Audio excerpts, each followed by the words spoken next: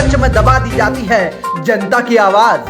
किसी ने क्या खूब लिखा है कि देश चलता नहीं मचलता है, मुद्दा हल नहीं होता सिर्फ उछलता है। हरियाणा में भी मौजूदा समय में हाल कुछ ऐसा ही है। आज हर वर्ग सरकार के खिलाफ सड़कों पर उतर चुका है। किसान खेत छोड़कर सड़कों पर है, खिलाड़ी मैदान छोड़ प्रदर्शन पर बैठे हैं, व्यापारी धंधा छोड़कर अपने हक की लड़ाई लड़ने पर उतारू है और शिक्षक सरकार को अपनी समस्याएं समझाने के लिए निकले हैं। लेकिन मजाल है जो हरियाणा की सरकार किसी भी वर्ग की बात सुन ले। मजाल है जो सरकार के कानों में जू तक रेंग जाए। न सरकार सुनती है, न समझती है और न ही सरकार लोगों का दर्द और उनकी तकलीफों को कम करने का प्रयास करती है। ये सरकार सिर्फ अपना फरमान सुनाती है और फरमान उस जनता पर थोप देती है।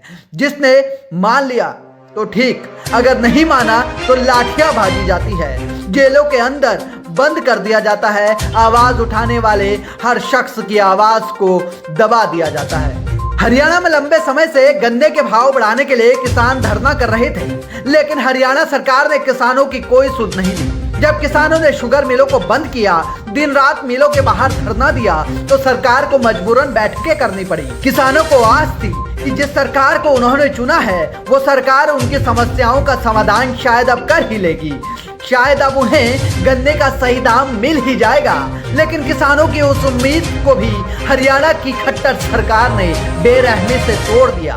तमाम बैठकें करने के बाद आखिर में सरकार ने गन्ने के भाव में सिर्फ 10 रुपए की बढ़ोतरी की। हद तो तब हो गई जब मुख्यमंत्री मनोहर लाल गन्ने के दाम में मात्र 10 रुपए की बढ़ोतरी का ऐलान करने के लिए मीडिया के सामने आए और खुशी से ये कहने लगे कि गन्ने के दाम को लेकर बनाई गई कमेटी ने उन्हें 8 रुपये बढ़ाने की सिफारिश की थी, लेकिन उन्होंने एग्जैक्ट फिगर 10 रुपये करने का फैसला लिया है।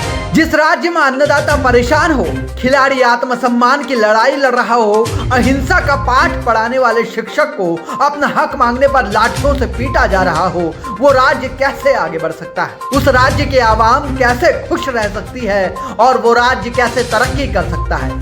हरियाणा में भी सूरत हाल हूबहू ऐसा ही है।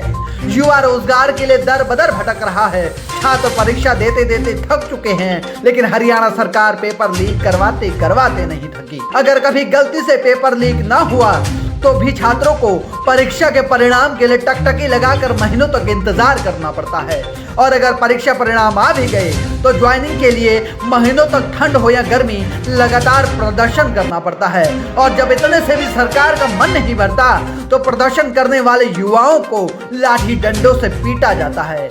बहरहाल सरकार का ये रवैया साफ दर्शाता है कि हरियाणा सरकार को किसानों और अपनी आवाम की कितनी फिक्र है।